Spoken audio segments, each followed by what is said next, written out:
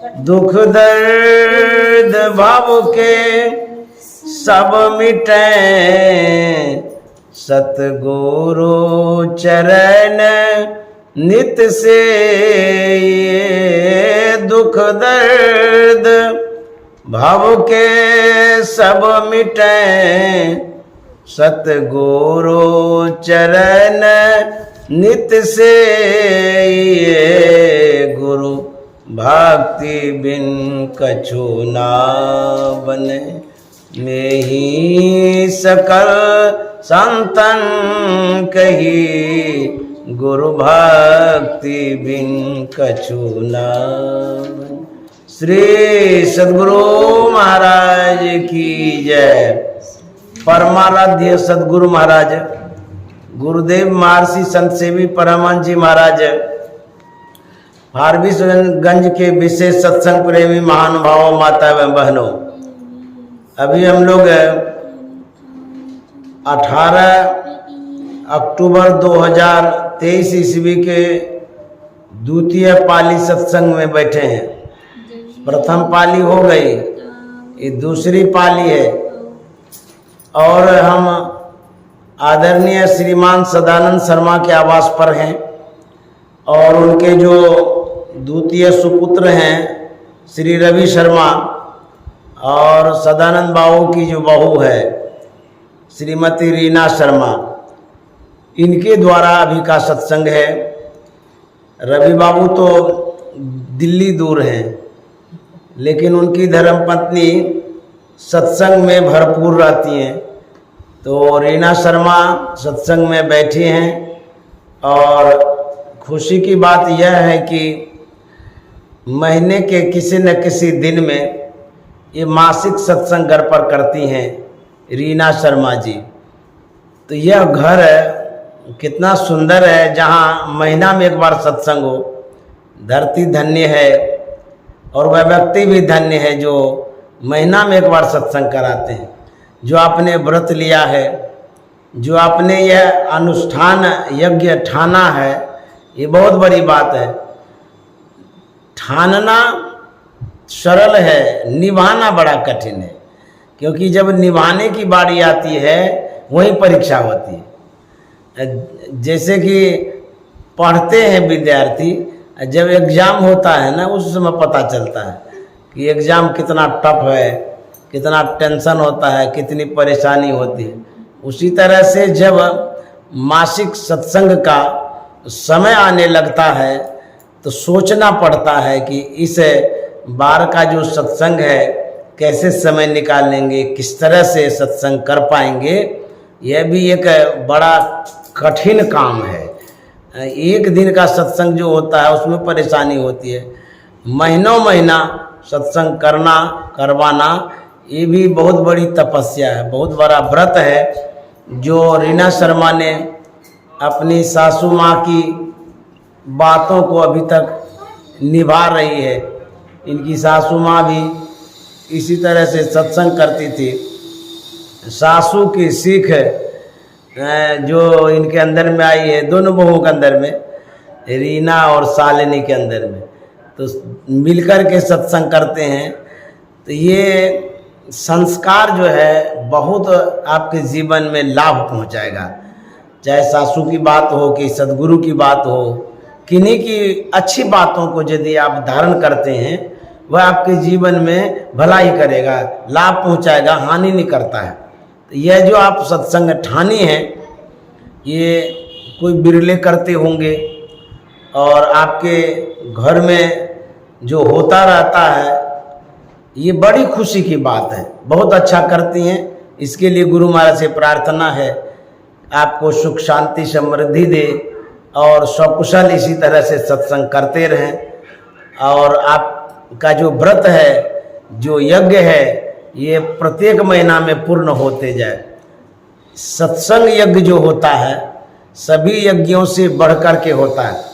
दुनिया में बहुत तरह का यज्ञ है, जो छठ पर्व करते हैं वो भी यज्ञ है, जो मंगल पाठ करते हैं वो भी यज्ञ है, जो भागवत कथा करते हैं वो भी यज्ञ है, रामायण कथा करते हैं वो भी यज्ञ है, रुद्र यज्ञ, अश्वमेध यज्ञ, वाजपेयी यज्ञ, यज्ञ ही यज्ञ है।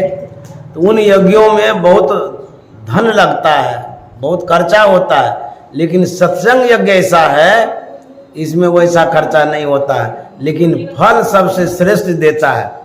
इसीलिए आप जो यह यज्ञ कर रही हैं, इस यज्ञ का फल मिलेगा, क्योंकि जो भी धर्म करते हैं, अच्छा कर्म करते हैं, उसका अच्छा ही फल होता है। तो यह मासिक सत्संग का ही रूप है जो रीना शर्मा घर पर करा रही हैं। गुरु महाराज ने सत्संगों को अलग अलग समयों में बांट दिया है। जैसे गुरु महाराज दैनिक सत्संग करते थे, सुबह करते थे, अपराह्न करते थे, शाम को करते थे। तो हम सभी अनुयायियों को ये सिखाया है, जिसके पास समय हो सुबह भी करिए, स्तुति, विनती, ग्रंथ पाठ, और अपराह्न में भी करिए। उसके बाद समय मिलता है तो रात में भी करिए। इस तरह से गुरु महाराज ने दैनिक सत्संग के विषय में सिखाया है, बताया है। हम लोगों को इस तरह से करना भी चाहिए। उसके बाद हम लोग जो गुरु महाराज से सीखे हैं, सप्ताह का भी सत्संग होता है। जैसे कोई सप्ताह ध्यान यज्ञ करते हैं, उसमें भी सत्संग होता है। कोई साप्ताहिक करते हैं, कोई पाक्षिक करते हैं, कोई मासिक भी करते हैं, कोई जिला वार्षिक करते हैं, कोई अखिल भारतीय करते हैं। इस तरह से गुरु महाराज ने एक सत्संग को बांट दिया अलग अलग समयों में। उसके बाद साथ ही ध्यान को भी जोड़ दिया। सत्संग नित्य और ध्यान नित्य, दोनों बातों को गुरु महाराज ने जोड़ा है। तो इस तरह से लोग अलग अलग समयों में करते हैं। कोई 3 दिन का करते हैं, कोई 7 दिन का करते हैं, कोई 15 रोज का करते हैं, कोई ध्यान करते हैं, कोई सिर्फ सत्संग कर लेते हैं। इस तरह से हम लोगों का सत्संग होता है। तो आपने एक यज्ञ ठाना है, महीना में एक बार हम सत्संग करेंगे। बहुतों के मन में होता है कि हम करेंगे, कोई ध्यान कराते हैं, कोई सत्संग कराते हैं। यहाँ जो मैंने देखा, इन्होंने कहा कि पहले 1 घंटे का ध्यान कराते हैं, उसके बाद फिर भोजन कराते हैं, फिर सत्संग कराते हैं। तो इस तरह से यहाँ पर सत्संग होता है। जब मासिक सत्संग होता है, इसका ये नियम है कि जो लोग आते हैं एक साथ बैठ कर के ध्यान करते हैं, उनको भोजन भी कराती हैं। उसके बाद सत्संग करके फिर यज्ञ संपन्न हो जाता है। तो बहुत अच्छा करते हैं। ऐसा करना बहुत मतलब कि फलदायक है। तो गुरु महाराज ने भी यही हम लोगों को सिखाया है कि जहाँ रोज सत्संग करो, सत्संग करते रहिए जितना आपसे बन पड़ता है। लेकिन विशेषता इस बात की है, सराहनीय बात यही है कि ये अभी परिस्थितियों में भी घिरती हैं। जैसे बाल बच्चा हो गया, परिस्थितियां ही हैं। उन कठिनाइयों में भी अपने मन को सत्संग में जोड़ के रखती हैं, झेलते हुए तब भी सत्संग करा लेती हैं। ये विशेषता है, क्योंकि लोगों को जब दिक्कतें आती है तो उस समय सत्संग छोड़ देते हैं, नहीं कर पाते। इस तरह से इन्होंने जो निभाया, अभी निभाती चली आ रही हैं, ये गुरु महाराज की बड़ी कृपा है। और गुरु महाराज इनमें बल प्रदान करते हैं, बल देते रहते हैं, मनोबल बढ़ाते रहते हैं, तभी तो कर पाती हैं। तो इस तरह से गुरु महाराज की कृपा बनी रहे, यह शुभकामना मंगल कामना हम करते हैं। और यह एक उदाहरण होता है, जैसे कि जो लोग सुनेंगे उनको भी लगेगा कि वाह क्या कमाल की बात है। वो भी नई बहू, नवविवाहिता हैं, और उनके मन में सासू माँ के व्रत को, मासिक सत्संग को निभाने का जो संकल्प आया है, ये बहुत बड़ी बात। सासू माँ ने जो निभाया वही ये निभा रही है। तो ये बहुत बड़ी बात है। आजकल लोगों के मन में सत्संग करने का होता ही नहीं है। पुरुष वर्ग नहीं करते हैं तो महिलाएं खास करेगी, लेकिन जो कर पाती हैं, यही खासियत, यही विशेषता है। तो इसके लिए मैं ढेर सारी शुभकामनाएं करता हूँ इन्हें। रवि शर्मा बाबू के लिए और उनकी जो धर्मपत्नी रीना शर्मा इनके लिए। तो आप दोनों खुश रहें, दाम्पत्य जीवन सुखमय हो और इसी तरह से सद्गुरु महाराज का सत्संग करते रहे। अब मैं आगे बढ़ता हूँ, पाठ के अनुरूप जो बातें हुई उस पर चर्चा करता हूँ।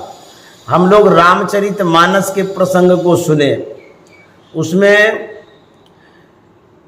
लक्ष्मण कुछ संवाद कर रहा है, कह रहा है किनको, गुह निषाद को।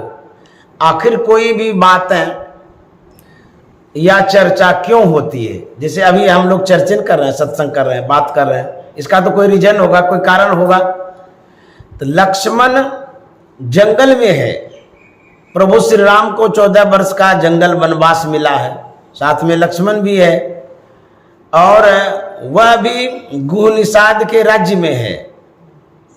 उनके राज्य में इतने बड़े अतिथि आए हैं, तो निगरानी रखना, देखभाल करना, सुरक्षा तो वहाँ के राजाओं का ही होता है। तो गुह निषाद प्रभु श्री राम की सेवा में, सुरक्षा में, व्यवस्था में आते हैं। जब भगवान श्री राम की दशा को देखते हैं तो गुह निषाद को दया आ जाती है। कहाँ राजकुमार, राजा के लड़के, कहाँ राजकुमारी सीता माता, राजा की लड़की, और उनकी ये स्थिति को जंगल में है, पत्ते की कुटिया में है, पत्ते की सैया में है प्रभु श्री राम, माता सीता। तो लक्ष्मण और गुह निषाद पहरा दे रहे थे, रात्रि में निगरानी कर रहे थे। तो जब दो व्यक्ति कहीं बैठते हैं तो बातचीत तो होती है, मन की बात या और भी कोई चर्चाएं होती रहती है। तो निषाद, गुह निषाद जो था वह भगवान श्री राम के उस दृश्य को देख करके अपनी भावनाओं को व्यक्त करता, कहता है क्या कि यह कैकेयी ने अच्छा नहीं किया, भगवान श्री राम को जंगल दे दिया, इनकी क्या गलती थी, जिनसे जो बात हुई थी उनको सजा देनी चाहिए थी। भगवान श्री राम ने कोई गलती भी नहीं की है और सजा भगवान श्री राम को दे दी। इस पर लक्ष्मण जो बोला है, बोले लखन मधुर मृदुबानी, ज्ञान विराग भगति रस सानी। लक्ष्मण कहता है गुह निषाद से, अब कहता किस तरह से है इस पर मैं कहता हूं, समझ गए। जो भी कहना था वो तो कहिए दिए हैं, पहले यही बात मैं बताना चाहता हूं, कह किस तरह से रहे। जैसे कोई भी कहता तो बहुत ढेर सारा बात कह देता है, लेकिन कहता किस तरह से है, यही विशेषता, ये खासियत है। तो लक्ष्मण किस तरह से कहता है इसी पर मैं फोकस करता हूं, वही मैं बता रहा हूं। लक्ष्मण बोलता है, लेकिन बोलने की कला क्या है, मधुर मृदुबानी। पहली बात यही है, लक्ष्मण मिठास बात कहता है, मीठी बात बोलता है, मधुर बात प्रस्तुत करता है। बोले लखन, यहां तक तो ठीक है, आगे कहता है मधुर मृदुबानी, मधुर शब्दों में बोलते हैं। देखिए कोई भी बातचीत करते हैं, हम आप कोई भी हो, बातचीत में यदि मिठास होती है तो वहां संबंध टिकता है, रिलेशन टिकता है। जो हम लोगों का जीवन है उस जीवन में गहराई आती है, उस जीवन में ठोसपन आता है, वह जीवन विशेष मजबूत होता है। चाहे वो दाम्पत्य जीवन हो, पारिवारिक जीवन हो, सामाजिक जीवन हो, राजनैतिक जीवन हो, किसी भी जीवन को ले लीजिए, यदि आप बात करने में मधुर भाषी हैं तो आपके जीवन में भी मिठास आएगी, जो आपसे जुड़े हुए हैं उनके जीवन में भी मिठास आएगी। यही लक्ष्मण कह रहे हैं। वहां पर लक्ष्मण बड़े मधुर शब्दों में कह रहे हैं।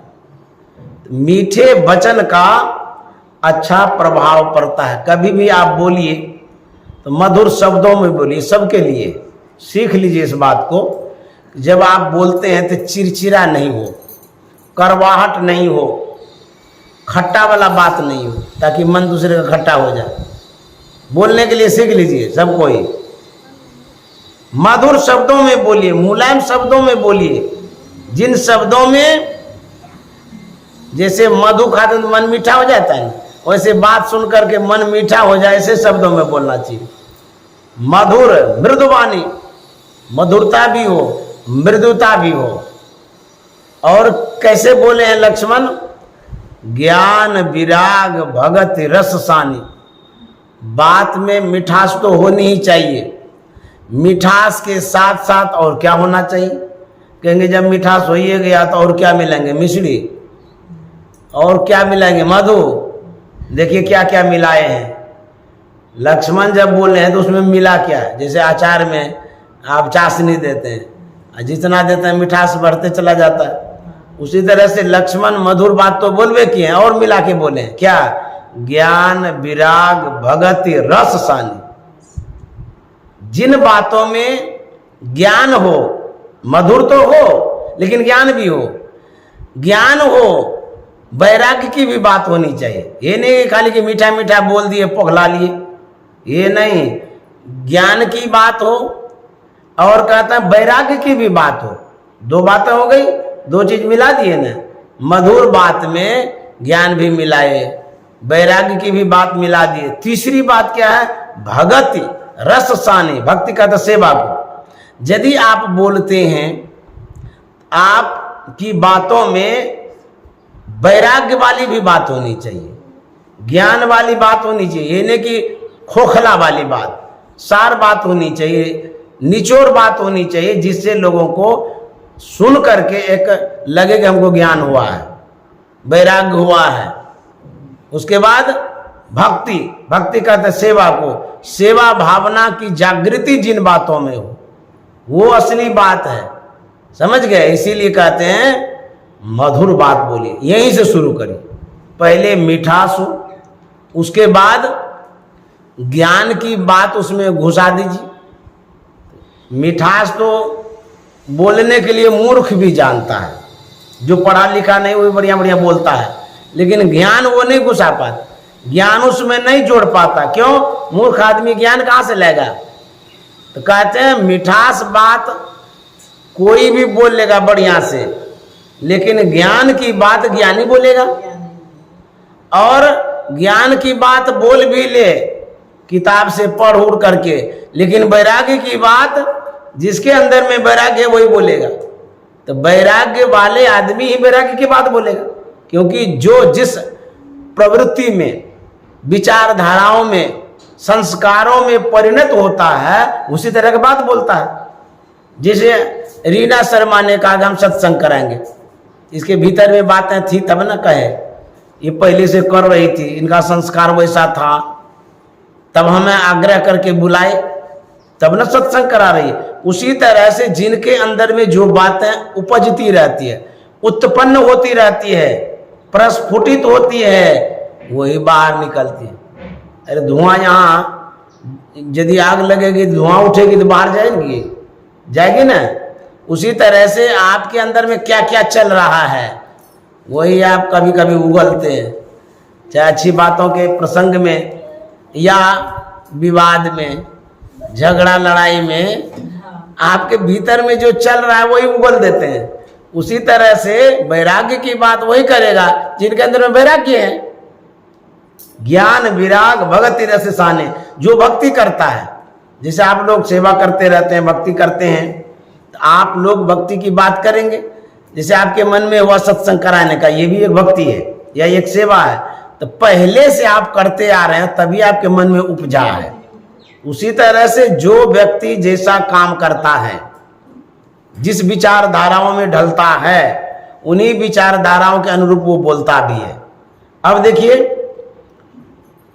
एक वेद वाक्य बताते हैं, उसमें लिखा हुआ है सत्यम बुर्यात प्रियम बुर्यात, सत्यम और प्रियम न बुर्यात। सत्य बोलिए, वेद कहता है। तो कैसा सत्य? प्रिय वाला सत्य, सत्य हो और प्रिय हो।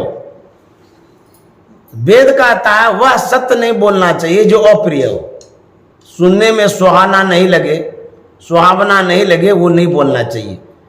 कोई कोई कहता है ना, हम तो खोरी खटी बात कह देते हैं, अच्छी बात कहते हैं, सत्य कहते हैं, इनको बुरा लगता है। अरे वेद ही तो कह रहे हैं कि वो अच्छी बातें नहीं बोलिए, लोगों को जो कड़वा जैसा लगे, कड़ा लगे, कांटा जैसा लगे, वो बात नहीं बोलनी है। वेद ही कह रहा है, सत्य है, लेकिन फिर भी हम वो बात नहीं कहेंगे दूसरे को बुरा लगे जो।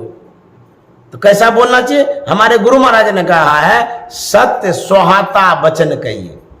देखिए गुरु महाराज कहते हैं सत्य भी हो और सुहाने वाला हो, सत्य सुहाता वचन कहिए। और महर्षि संत सेवी जी महाराज ने कहा है वचन हो सत्य प्रिय मधुरम, वो जीवन स्वावलंबी हो। कैसा वचन हो? सत्य हो और प्रिय भी हो। समझ गए? इस तरह से बोलना चाहिए। जब आप इस तरह से बोलेंगे आपके जीवन में मिठास आएगा, आपके जीवन में सुख आएगा, शांति आएगी। गोस्वामी जी ने एक राज बताया है, एक रहस्य बताया है जीवन में खुशी को पाने का। आप प्रसन्नता चाहते हैं ना, खुशी चाहते हैं ना जीवन में, तो उसका राज क्या है? तुलसीदास जी महाराज कहते हैं तुलसी मीठे वचन सौ सुख उपजत चौर, वशीकरण यह मंत्र है तजदे वचन कठोर। ध्यान से सुनिएगा, तुलसीदास जी महाराज कहते हैं तुलसी मीठे वचन सौ। जब आप मीठा वचन बोलेंगे तो क्या होगा? कहता सुख उपजत चहुर, एक और नहीं, पूरब पश्चिम उत्तर दक्षिण, आप जहां जाएंगे वहीं आपको सुख मिलेगा।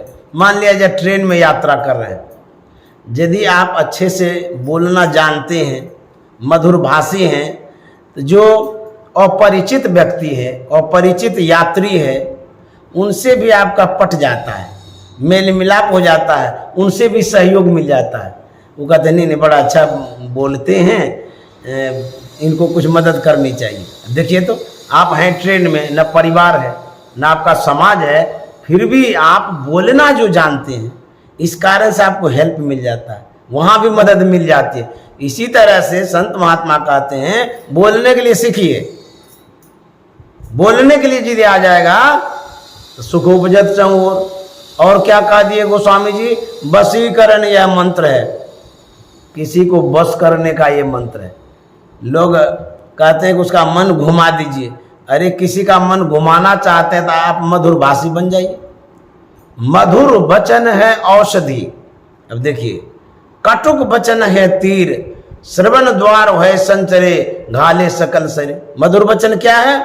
कहते दवाई का काम करता, औषधि है, संजीवनी।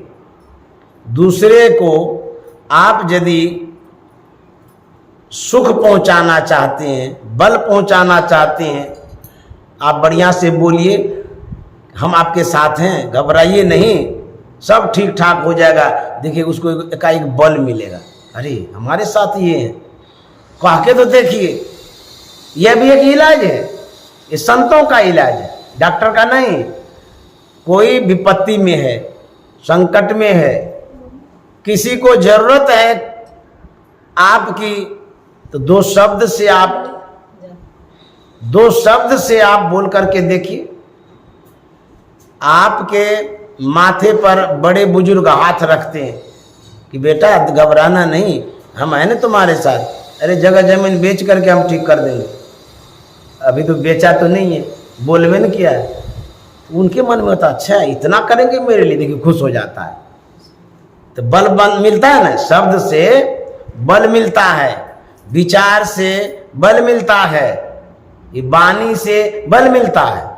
समझ गए? चाहे घर में परिवार में यदि आप अच्छे विचार के हैं, अच्छे व्यवहार के हैं, अच्छी वाणी यदि बोल पाते हैं तो घर में आपका प्रभाव रहेगा, प्रताप रहेगा।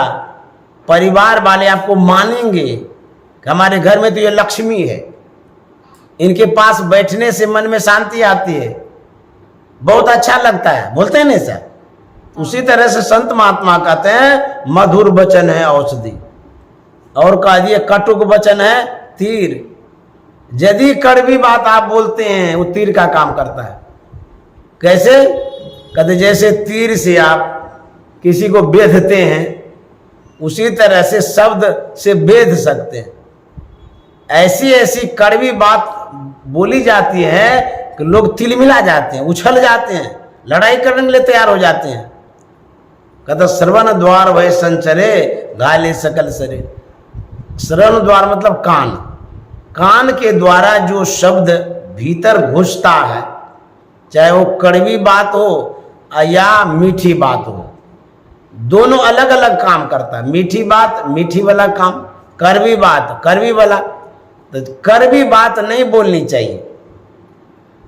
कहते हैं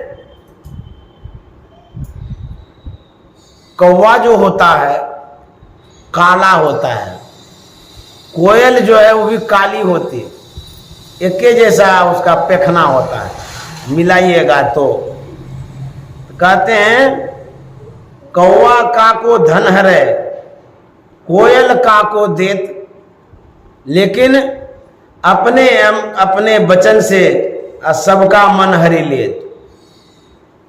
कौवा किसी का धन लेता है? नहीं लेता है। कोयल किसी को धन देती है? नहीं देती है। लेकिन दोनों में अंतर क्या है?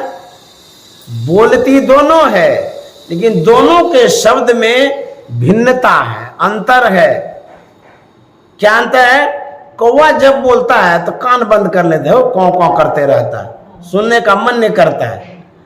और कोयल जब बोलती है कान पसार करके सुनता, आहा कितनी अच्छी कुहक है, कूक है। कहते हैं कोयल बोलती रहे तो मन प्रसन्न हो जाता है। जो शब्द है ये शब्द में गुण होता है। कोई भी शब्द A to Z, चाहे आपका शब्द व्यवहारिक वाला हो, किताबी वाला हो, कहानी वाला हो या सत्संग वाला हो, कोई भी शब्द उसमें गुण होता है। तो जैसा शब्द होता है तदनुरूप उसमें गुण होता है, समझे। यदि अभी आप सत्संग का शब्द सुन रहे हैं, इसमें सात्विक गुण है, सुख शांति वाला गुण, अच्छा लगता है सुनकर, लगता है ना। यही यदि गाली गलौज वाला बात हो, मारपीट वाला बात हो, टेंशन हो जाएगा सुन करके। अभी खाली हम सुनाने लगेंगे तो टेंशन हो जाएगा, बाप रे बाप ऐसी ऐसी बात है। तो हो सकता है आप नहीं बैठे, यहाँ से निकल जाए, भाग जाए, समझ गए। ऐसा शब्द में होता है। शब्द जो है ये क्या है? कहते हैं ये अमृत का काम करता है, ये अमर कर देता है। ये संतवाणी जो है ये अमर वाणी होती है। इसीलिए शब्द को सोच करके बोलना चाहिए। जैसे आप घर में जो व्यवहार करते हैं उसमें जो शब्द आप निकालते हैं, उस व्यवहारिक शब्द में कैसा शब्द होना चाहिए? जैसे संतवाणी हो, कोई शिक्षाप्रद कहानी हो, चाहे बच्चों को आप क्यों न कह रहे हैं, उपदेश दे रहे हैं या आदेश दे रहे हैं, कुछ भी मिठास हो, ज्ञानवर्धक बात हो, बच्चे को सीखने को मिलेगा। यदि आप उल्टा पुल्टा बोलते रहेंगे, बच्चा तो वही सीखेगा ना, और सीख करके जब बड़ा होगा ना वही उलट करके आपके पास जाएगा। क्यों? आप ही तो उल्टा सिखाए हैं। तो जब आप सिखाए हैं, उसके पास दिए हैं, गेंद को मारिएगा दीवार में तो किधर जाएगी? आप ही के तरफ। तो उसी तरह से बच्चे को जो जो सिखाते गए, गाली गलौज, मार पीट, हेन टेन, झूठ चोरी, सब उसके पास संग्रह हो गया है। अब उसका फल आपको बाद में मिलेगा जब बच्चा जवान होगा, समझ गए। अभी से बोइए। छोटा बच्चा है ना, तो क्या बोएंगे? जैसे अनुकूल खेत होता है तो गेहूं बोते हैं, मकई बोते हैं, जो बोने का है वो बोइए। उसी तरह से बच्चा को सिखाइए। माता मदालसा गोद में बच्चा ले लेती थी, वो कहती थी शुद्धो से बुद्धो से निरंजन। लोग कहता कैसा ये बच्चा को क्या पता है शुद्ध बुद्ध क्या होता है। लेकिन वो सिखाती थी। सिखाते सिखाते जब बच्चा सयाना होता था, जंगल चला जाता था। तो आप कहेंगे हम नहीं भेजना चाहते जंगल, माता मदालसा ने भेजी, हम यहीं रखेंगे। तब नहीं सिखाई वो सब। समझ गए। अरे सुनाइए, जैसे सत्संग सुनाइए, संतवाणी सुनाइए, वो संस्कारी होगा, अच्छा होगा। तो शब्द में प्रभाव पड़ता है। जैसा आप सुनाइएगा वैसे ही परिवार बनेगा, बच्चा बनेगा। जिसको सुनाइएगा वैसा ही बनेगा। हमको आप बुलाते हैं किस लिए? सत्संग के लिए। जब आप सत्संग के लिए बुलाते हैं, सत्संग की बातें सुनाते हैं, और सत्संग की बात सुना सुना करके आपको सत्संगी बनाते हैं ना, आपका मन घूमता है ना। तो उसी तरह से आप परिवार में जो जो सुनाइएगा तो परिवार आपका वैसा बनेगा, परिवार वाला जो सुनाएगा वैसा ही बनेगा। तो शब्द जैसा आप सुनेंगे वैसे ही आप बनेंगे, या जैसा आप बनाना चाहते किसी को वैसे बना सकते हैं। जो शब्द है ये कैसा है, कहते हैं पारसमणि पत्थर के समान है। मन कैसा है, लोहा के समान है। मन है मैला लोह, परसत ही कंचन भया, छूटा बंधन मोह। यह मन लोहे के समान है, और शब्द जो है वो पारसमणि पत्थर के समान है। तो व्यक्ति को परिवर्तित करता है, बदल देता है। शब्द से क्या क्या होता है ये कहानी सुनाते हैं, ध्यान से सुनिए। एक राजा था, स्वप्न देखा। वो देखता है कि रात्रि में स्वप्न में सब दांत झड़ गया है। वह प्रातः काल पंडित को बुलाता है, उससे स्वप्न की बात कहता है, बोलता है कि पंडित जी मेरा दांत सब झड़ गया, ऐसा मैंने स्वप्न देखा, इसका क्या फलाफल होता है सो बताइए। वो पंडित जी कहता है कि राजन क्या कहेंगे, इस घर परिवार में जितने सदस्य हैं आपके रहते सब मर जाएगा। इतना गुस्सा आया राजा को, बोला कि इसको हाथी के पैर के नीचे कुचलवा दो, मार दो इसको, ऐसे बोल दिया वो। तो उसको बेचारे को मारिए दिया, हाथी के पैर के नीचे कुचलवा दिया, वो मर गया। उसके बाद एक ज्योतिष को बुलाया, समझे। ज्योतिष को बुला करके राजा कहता है कि मैंने रात में स्वप्न देखा था कि मेरा सब दांत झड़ गया है, इसका क्या फलाफल होता है। अब देखिए बोलने में जो अंतर आता है वही बतला रहे। ज्योतिष ने कहा राजन क्या कहेंगे, आप सौभाग्यशाली हैं, बड़भागी हैं, दीर्घायु हैं, लंबी आयु वाले हैं, आप तो सबसे लंबे आयु के व्यक्ति हैं, घर परिवार में जितने सबसे लंबी आयु आप ही की है। इतना खुश हो गया, उसको हाथी इनाम में दे दिया। बात तो एक ही है। पंडित जी ने कहा कि आपके रहते सब मर जाएंगे, तो लंबी आयु नहीं हुई। ज्योतिषाचार्य ने कहा आप दीर्घायु हैं, लंबी आयु वाले हैं, सौभाग्यशाली हैं, बड़ाई कर दिए, तो उसको इनाम में दे दिया। बात दोनों एक है, लेकिन अंतर है बोलने में। बातों हाथी पाइए, बातों हाथी पांव। बात से इनाम मिलता है, अच्छी बात बोलेंगे तो इनाम मिलेगा, अब बुरी बात बोलेंगे तो जूता पड़ेगा। अच्छी बात बोलने से सम्मान मिलता है, इनाम मिलता है।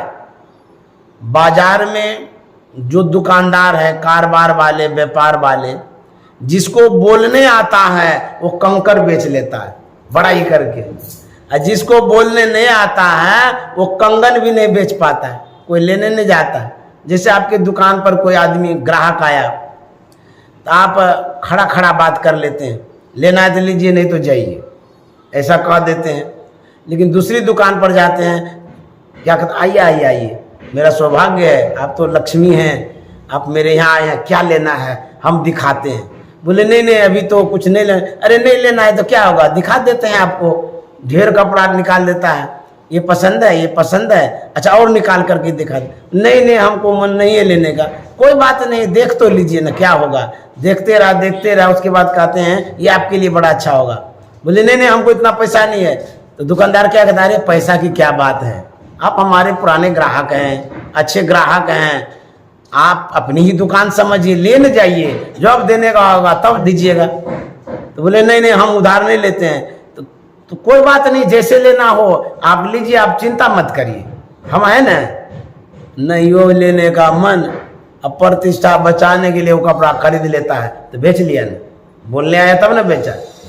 उसी तरह से जो बाबा आपके यहाँ नहीं आते हैं, आपके व्यवहार के कारण उनको आना पड़ता है। तो कहते हैं यह एक विशेषता व्यक्ति में होता है कि नहीं भी बनाने का होगा तब भी उनके व्यवहार से प्रसन्न हो जाते हैं, आ ही जाते हैं।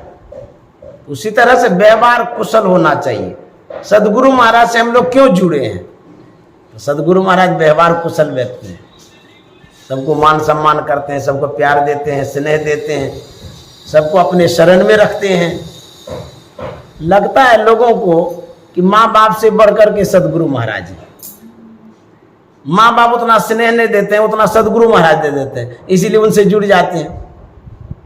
इतना स्नेह, इतना प्यार मिलता है सदगुरु महाराज से, इसीलिए उनके पास आप चिपक जाते हैं, चले जाते हैं। तो लोग जो जुड़ता है आपसे व्यवहार के कारण, हमें आपने बुलाया है, व्यवहार के कारण ही तो बुलाया है।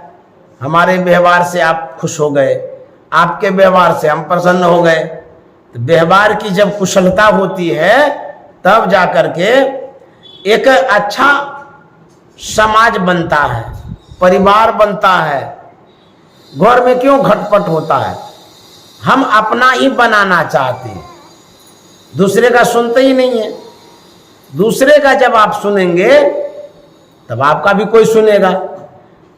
तो बोलिए, लेकिन मधुरता के साथ, मिठास शब्दों में। वही लक्ष्मण जी सुना रहे थे, वही लक्ष्मण जी कह रहे थे। यह व्यवहारिक ज्ञान लक्ष्मण जी से सीखनी चाहिए। इसीलिए मैंने कहा, लक्ष्मण जी ने बहुत कुछ कहा है, उतना तो कह नहीं पाऊंगा, समय भी बहुत अधिक हो गया है और भी कहीं जाना है। समझ गए? एक दो शब्द और कह देते हैं, क्योंकि मासिक सत्संग है तो रीना शर्मा जी करा रही हैं। तो लक्ष्मण की जो बात है उसमें आगे कहा गया है कि काहुन को सुख दुख कर दाता, निज कृत कर्म भोग सुनो भ्राता। हे भाई, कोई किसी को सुख दुख देने वाला नहीं है, अपने ही कर्मों के कारण सुख दुख होता है। कहते हैं मोह निशा सब सोवनिहारा, देखिए सपन अनेक प्रकारा। ये जो हम देख रहे हैं, ये मोह की रात्रि में, अज्ञानता की अवस्था में हम सोए हुए हैं, इसीलिए हमको ये सुख दुख होते रहता है। कहते हैं ये जग जामनी जागई जोगी, परमारथी प्रपंच वियोगी। इस संसार में कौन जगह रहते हैं? जोगी। तो कैसे जोगी होते हैं? परमारथी, परमार्थ करने वाले, परोपकार करने वाले। प्रपंच वियोगी, परपंच से दूर रहते हैं। जोगी किस तरह से परोपकार करते हैं, परमार्थ करते हैं, एक कथा सुनाता हूं, ध्यान से सुनिए आप लोग। स्वामी राम तीर्थ गए थे भिक्षा के लिए, तो एक घर पर गए, आवाज लगाई भिक्षाम देही। संजोग से उस घर में एक बूढ़ी थी, वो पोछा लगा रही थी। पहले जमीन में लगाते थे ना पोछा, मिट्टी वाला, घर में लिपते रहते थे, तो कपड़ा से पोछा लगाते थे। पोछा लगा रही थी, आवाज दिए भिक्षाम देही। तो जब वो बूढ़ी सुनी तो उसी अवस्था में हाथ में पोछा लिए ही देखने के लिए बाहर आती है कौन व्यक्ति है। जब बाहर आई तो देखते कोई महात्मा। पूछती है क्या बात है, कहाँ आए हैं, क्या चाहिए आपको? उन्होंने कहा मैं भिक्षा के लिए आया हूँ। वो बूढ़ी आवेश में आकर के, क्रोध में आकर के वही पोतना उसके मुंह पर फेंक देती है, लीजिए यही भिक्षा है। स्वामी राम तीर्थ बड़े स्नेह से, प्यार से, प्रेम से उस पोतना को हाथ में लेते हैं, वहाँ से चल देते हैं, सीधे चले गए तालाब में। उस कपड़े को धोते हैं, साफ सुथरा किए, धूप में सुखाए, सुखा कर उसको बत्ती बनाए, दिया में जलाते हैं ना बत्ती, कपड़ा का बनाए। शाम के समय मंदिर गए जहाँ वो पूजा करते थे। मंदिर में जाकर के कि दिया में उस बत्ती को डाले, तेल डाले, उसके बाद उसमें दिया सलाई जलाए। वह दिया लेकर के थाल में स्वामी राम तीर्थ भगवान को दिखाने लगे। तो दिया जलाते तो उजाला हो जाता है ना, दिखाते हुए रामतीर्थ ने क्या कहा, हे प्रभु, हे भगवान, जिस तरह से उस माई के कपड़ों से बत्ती बना करके मैं आपके मंदिर में दिया बत्ती कर रहा हूँ, दिया जलाया हूँ, तो आपका मंदिर जगमग कर रहा है ना, उजाला हो गया ना। हे प्रभु, उस माई के अंदर में जो अंधकार है उसके अंदर में उजाला कर दीजिए। श्री सद्गुरु महाराज की। ऐसे प्रार्थना करते हैं। अब बुझिए साधु कैसे होते हैं, कितने परोपकारी होते हैं। उतना फेंका गया, बुरा नहीं माने, फिर भी उसके लिए प्रार्थना करते हैं। उसके जीवन में परिवर्तन होता है, बदलाव आता है। उस बूढ़ी का मन घूम जाता है, पश्चाताप करती है, फिर वो स्वामी रामतीर्थ के शरण में जाती हैं, क्षमा मांगती हैं और वो सत्संगनी हो जाती है। देखिए, इस तरह से साधु महात्मा परोपकारी होते हैं, पुण्य करते हैं, धर्म करते। भले आप उनके लिए बुरा कर लीजिए, लेकिन साधु महात्मा आपके लिए बुरा नहीं करेंगे। तो इस तरह से आपने जो सत्संग कराया, आप लोगों को बहुत बहुत धन्यवाद, साधुवाद।